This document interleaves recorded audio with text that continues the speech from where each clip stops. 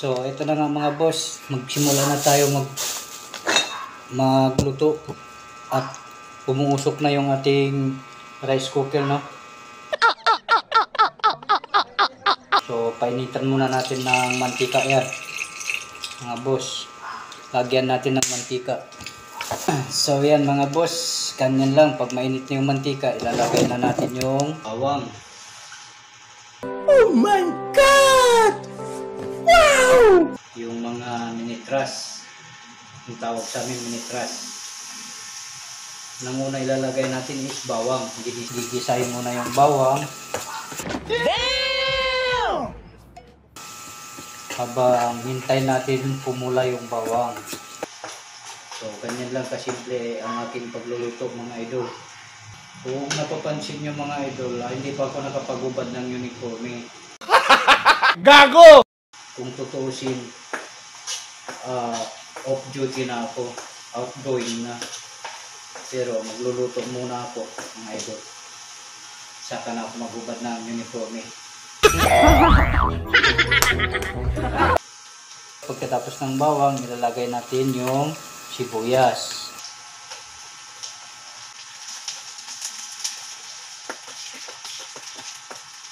Tapos ilalagay natin yung sili. What? Siling labuyo. Tapos lagyan natin ng asin.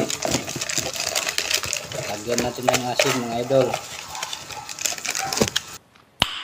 Nice.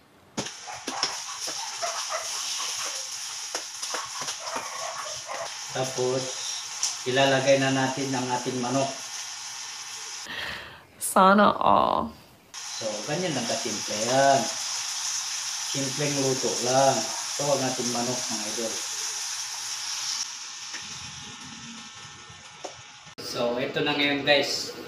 Nakaubad na ako ng uniforme at kumuha na rin pala ako ng kalamunggay. Yeah, boy. Para ihalo ko dito sa aking nilutong sinigang. Ngayon guys, ang gagawin ko is puputulin ko ngayon ang kalamunggay. Huwag mong subukan. Masisira ang buhay mo. Iano ko muna ang dahon nito. Hinugasan ko na to mga guys. Ito ang marami dito sa amin. Maraming kalamunggay.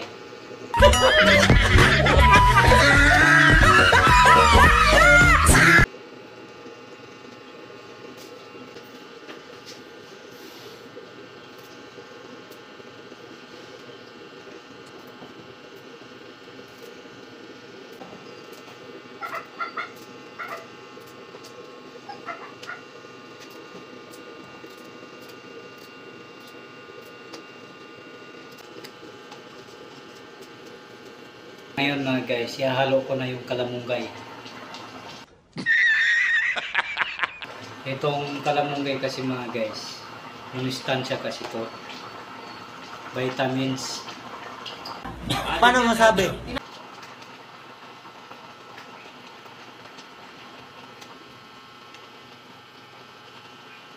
At ihalo na rin natin ang kanyang kamatis.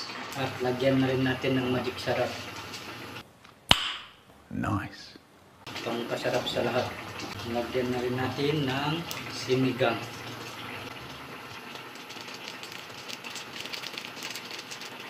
Lagyan din natin siya ng toyo para di maputla tignan yung manok. Para gay mo siya at di sawi.